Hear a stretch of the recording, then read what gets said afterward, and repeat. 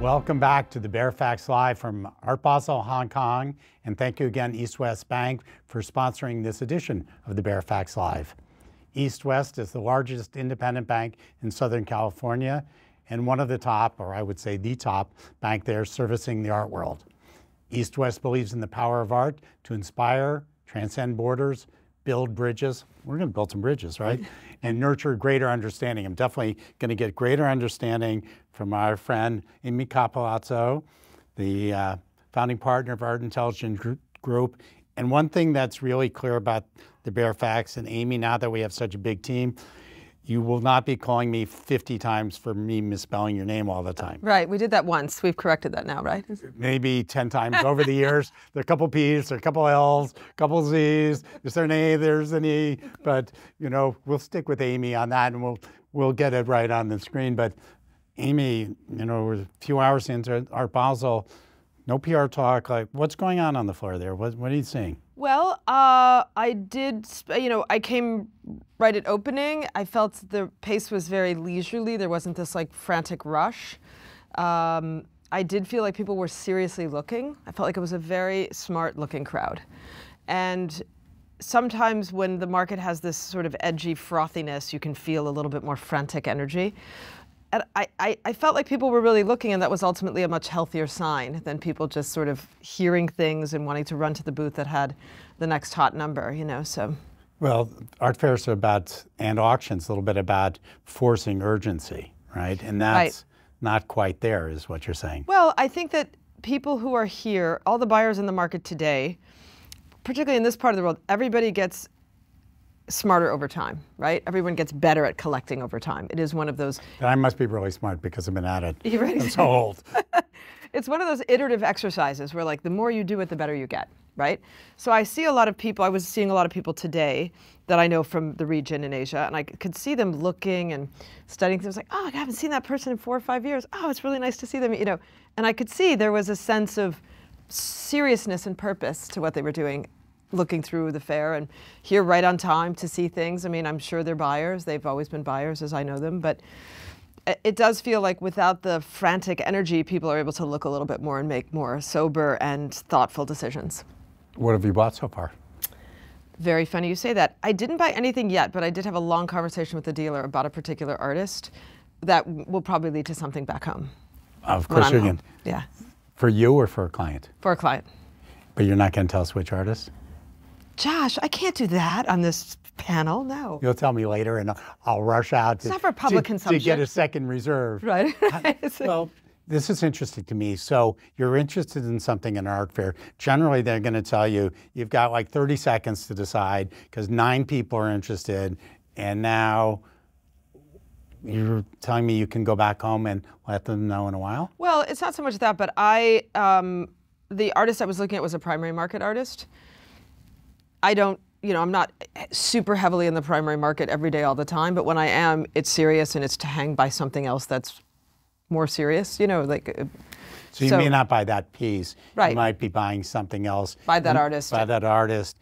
I mean, I would say, and to what the best art advisors are doing, it's like your job is to see all of them and choose the best one rather than the one that's right and hang in the booth. Right, exactly. So I'm interested in the artist perhaps, and I wanted to see a little bit more work and learn what else was going on in the studio or what else they might have back at the gallery. So by my mind, that would define a successful fair to find one thing that's interesting. I agree. One thing of really good quality, or it could be even just things where there's real connectivity. You're like, I made a connection with that dealer and we're going to definitely do this together or pursue this artist, or when I'm next in that city, I'll do a studio visit and get to know what's going on. And now, what would you say to, we have a lot of people who want to be art advisors or young art advisors. How do you process a fair? How do you like maneuver it? And what advice would you give other advisors for how to go through?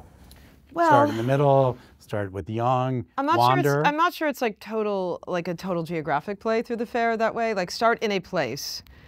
And I usually go against the flow, so I don't start on the first floor. I start in this fair, I start on the 3rd floor, because it's 1st and 3rd here in Hong Kong. So I like to start on the top floor. I like to do it really sequentially. I like to... You check off each booth you went in? I don't really check off, but some dealers I'm a little bit less familiar with. I'll sort of get an overall feel for it and decide if there's something in there speaking to me or calling me, or it's like, oh, that's a sensibility that probably isn't for me, you know, that sort of thing. But I try to force myself to go into different ones I don't necessarily know and see what I can gather. And it used to be, as you recall in the old days, when you went into a dealer's booth, there was a sense of geographic zeitgeist of where that dealer was from, right? So you went into a booth from Vienna and there would be like, you know, Gallery Kritzinger would have all of the artists from Vienna and that region and you would know what was going on there, or a booth from Madrid. But now there's no necessarily geographic underpinning to what's in the booth whatsoever. So you wouldn't say the Hong Kong and the mainland China booths are a little bit more Asian-centric in yes, the of art course. that they're showing? Yes, of course. But I would also say increasingly I'm seeing this year, I was in a booth today from a dealer from Shanghai, but I could see they had like a Thai artist and it was a little bit more expanded repertoire than what might have been there 5 years ago. Well, some fairs you can really feel like Frieze Masters is a really European fair. It's kind of intellectual and thoughtful. In LA, you sort of think, whether you want bling, what do you associate with? Miami's blingy. Well, you used to be in Miami, so you're a blingy kind of girl. No one has ever described me as blingy. Well, frame Heady and intellectual, like brooding Central European type, perhaps. Oh, but man. How would you describe Hong Kong then? I feel like, well, I was here last year. Me too, I saw you. Right. We were the two Americans. Yeah, we were the two Americans. And I feel like this fair already feels vastly more exciting and the works feel really good and there feels like people know what to do and feels very purposeful and exercise. Whereas I felt last year, everyone was very eager to get back on board and show the world that things had returned to normal after COVID, but there was still this feeling that it wasn't quite normal. I only spent a little bit. It felt a little bit decorative and commercial walking through, which for me is always interesting in a time of like climate change and war, that I would expect artists to be a little bit more socially, certainly, and we're not going to talk about some of those local issues, that it was kind of very mid-sized paintings that were colorful. Right, hung nicely in apartments and things. I mean, I would decouple decorative and commercial. Like I wouldn't put those two in the same sentence exactly. So who would you call a decorative artist? Like Ed Ruscha is commercial, right? Arguably, yes. But not decorative. Oh. No. Decorative but not commercial? Yeah, I wouldn't say decorative is what it's not completely what defines him as the decorative. No, not at all. But there are a lot of artists who work beautifully in abstraction and repetition of pattern, and there's some element of that that's definitely decorative, but it's also excellent and well done and beautiful. So I don't think, like, that's a moment where you put them together and decorative sounds like a dirty word and commercial sounds like a dirty word, and I think neither of them are dirty words. They're just, you know, they're just words. Thingies, yeah. They're just adjective attachments.